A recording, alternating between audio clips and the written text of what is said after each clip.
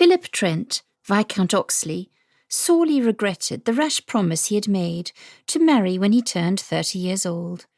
It was the type of idiotic thing one did when one was sitting comfortably at the age of 23, naively believing that not only was 30 an eternity away, but that one would be infinitely wiser, almost a different creature entirely, when that time did arrive. Philip's friend, Julius Finmore, had never been one to tiptoe around unwelcome subjects. "A month to woo and marry a bride," Finmore said. They held glasses of punch in their hands, watching from the outer walls of the ballroom as couples skipped up and down the set together. No. Philip swallowed the last bit of his punch and placed it on the silver tray of a passing footman. I never said by the time I turned 30, merely that I would marry when I was 30. It is a vital distinction, and it gives me an entire year. Finmore levelled him an amused glance. Afraid, are you? You're not usually one for putting off unsavoury tasks, Ox. Philip smiled. No, that is generally your domain, isn't it? The thought of marriage wasn't exactly unsavoury, merely unsettling. But unsettling or no, it was his duty, and if his father were still alive, he wouldn't have hesitated to say as much. According to him, 30 was the perfect age for marriage. Enough time to see a bit of the world, but not so much time that a man gets too attached to his independence, he had always said. Finmore smiled widely, but shook his head of sandy blonde hair. I am merely a man who enjoys his entertainments. Yes, Finmore certainly enjoyed his entertainments. Women, horses, cards. Philip didn't envy his friend's debts, but he did sometimes envy his ease with women.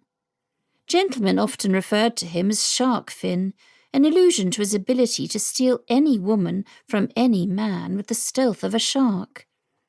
Well, Finmore said, putting out a hand to display the couples dancing. Which one will it be? There's hardly a soul missing among the eligible women in London tonight. If you want a woman fit to become Lady Oxley, this is as good a place as any to decide. Why not choose one? What about Miss Conroy? Philip shook his head. Her name was on the list of candidates that sat in the drawer of his desk, but there was a neat line through it. There was a hint of instability about Miss Conroy, if the scandal her elder sister had caused was any indication. Miss Welland, then? Finmore offered. Philip shook his head again. Miss Welland was stable enough, but her family came from new money.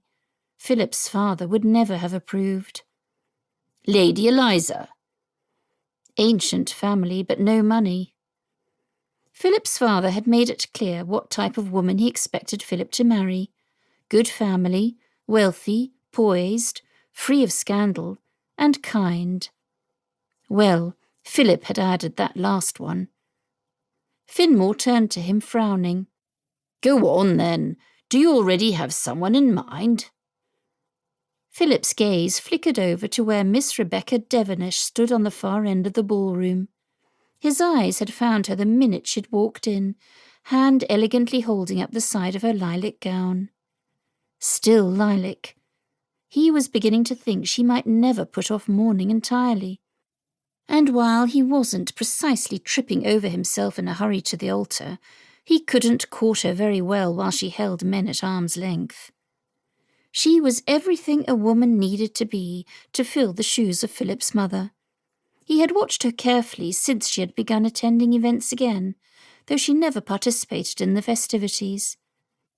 He had never seen her show anything but kindness to those who approached her, and it was that which had finally tipped the scales in her favour.